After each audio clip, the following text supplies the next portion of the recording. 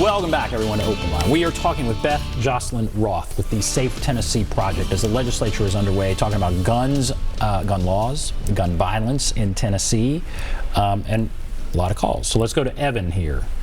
Hello, Evan. Yes, I am a firm believer in the Constitution, too. I support the Second Amendment, but the Second Amendment says the right to bear arms being necessary for whaling militia. It does not necessarily say firearms. My arms are swords and bows.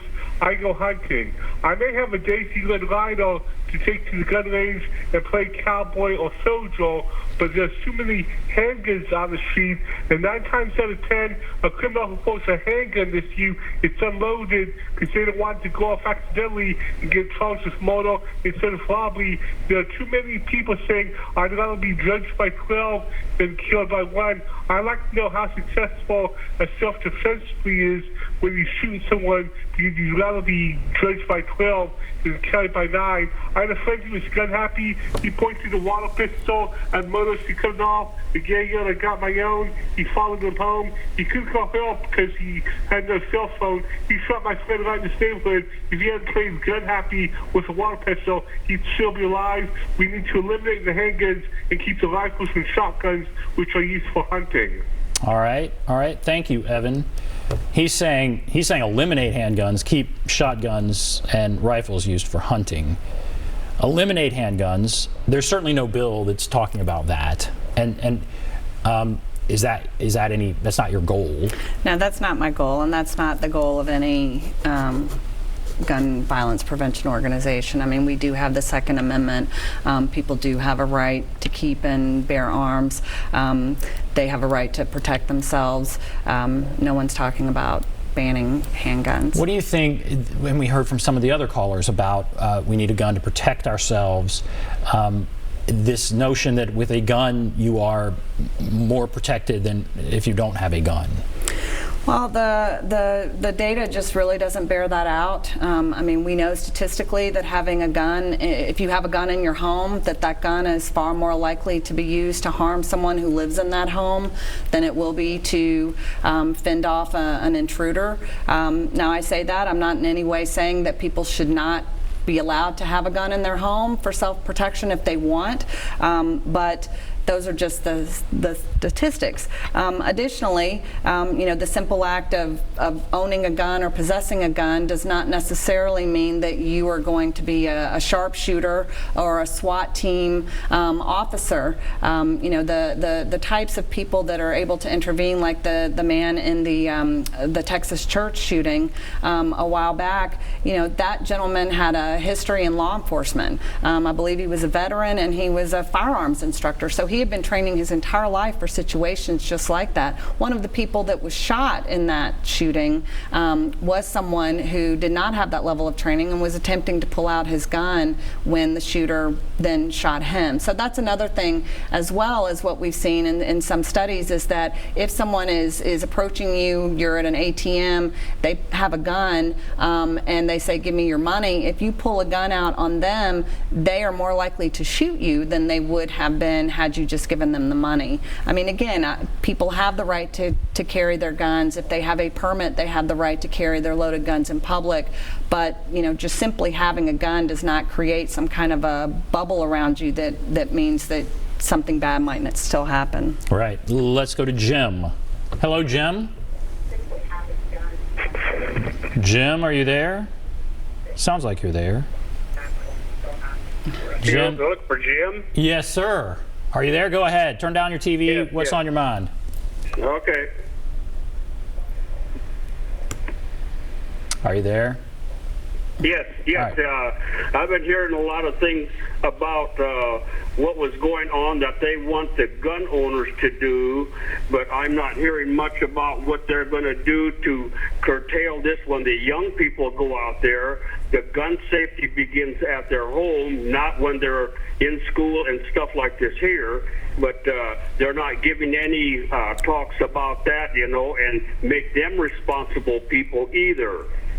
So I think that if they're going to do something to the gun owners, then they should do something back to the people that are going out and committing these crimes when they're 8 years old, 15 years old, and so on, because they're not teaching anybody anything. Thank you, and I'll appreciate you taking my call. What is he saying there? That we need more education in schools, I guess? Or at home, and I would not disagree with that, but then you're looking at different forms of gun violence. When you're talking about the type of youth gun violence associated with homicides and things like that, I'm not sure that getting instruction at home about proper gun safety is necessarily going to prevent that. What we support and what we have been talking to legislators and policymakers about now for a while is what I would refer to as investing in intervention. And what that means is looking to some of these community groups that are working in these impacted communities to interrupt cycles of violence and investing in those groups. They have had a tremendous amount of success. Chicago is a great example of that. Over the last several years, the state of Illinois and the city of Chicago have not only strengthened their gun laws, but they've also invested in intervention programs and cure violence, these violence interruption programs that are designed to work with young people, go into schools, work in their communities with young people, and teach them anger management, teach them conflict resolution, teach them how to process adverse childhood experiences that they may be going through so that they don't commit the gun violence, so that when they are faced with a conflict, their first thought isn't a violent thought. So Chicago, as I said, is a great example of that. They've been lowering their homicide rate for the last 3 years. Now, on the flip side of that, you look at a city like Memphis, whose homicide rate is consistently higher. The rate of homicide is consistently higher in Memphis than it is in Chicago. And as Chicago is going down, Memphis is going up. So what we would like to see is an investment in those communities, an investment in those young people to teach them things that they may not be getting at home. Maybe they are not getting those things at home. In a perfect world, they would be in a stable environment. They would be in an environment where they did not have to worry about food and they didn't have to worry about other things. But we don't live in a perfect world, and that's sort of out of our control. But what is in our control is investing in these programs that have been proven to be effective in reducing youth gun violence. You mentioned Chicago, and Chicago comes up often. Yes. They say Chicago has more gun laws than most U.S. cities, and yet look at what's happening in Chicago. Chicago is an example where gun violence is really high. So it sounds like you're saying, look at the rate, and they're making some progress, but I'm sure you hear that argument. I'm sure there are people out there that would say, look at Chicago, lots of gun laws, lots of gun problems. What do you say about that? Well, again, I welcome people to bring up Chicago because they are actually an example of a city that had a horrible gun violence problem. They still do. No one is here saying that they have solved their problem. It is still a huge issue. But their gun violence numbers have been decreasing because of intentional actions taken to strengthen gun laws and invest in these interruption programs, to invest in these communities, to invest in these young people and give them something else in their lives besides just violence. So they're actually a great example of what happens when lawmakers and community leaders come together and address an issue. Well, let's go to Fred, who's on line 5 here. Hello, Fred. Yes, that's me. I'm here. Yes, sir. Go right ahead. What's on your mind? Well, quite a bit. Good. The young lady's got a good idea, and I like what she's doing, but she has going to have a lot of trouble accomplishing her goals because she don't have money to give to our legislators to pass bills. The NRA donates a tremendous amount of money to a bunch of legislators, including our Marsha Blackburn, who in 2018 got $85,168 to promote the Second Amendment.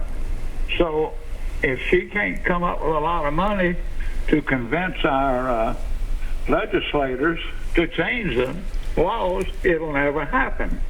And secondly, more guns create more deaths. It's just that simple. And the NRA and the Republican Party have managed to promote the Second Amendment to where everybody thinks they ought to have a gun, and they don't. I'm 90 years old. I don't carry a gun. I think anybody that carries a gun is about halfway a coward. We've had too many guns out there, too many toting. And that's my opinion. All right, thank you. Thank you for your call. That's Fred.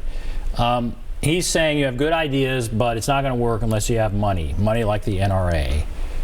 What do you think about that?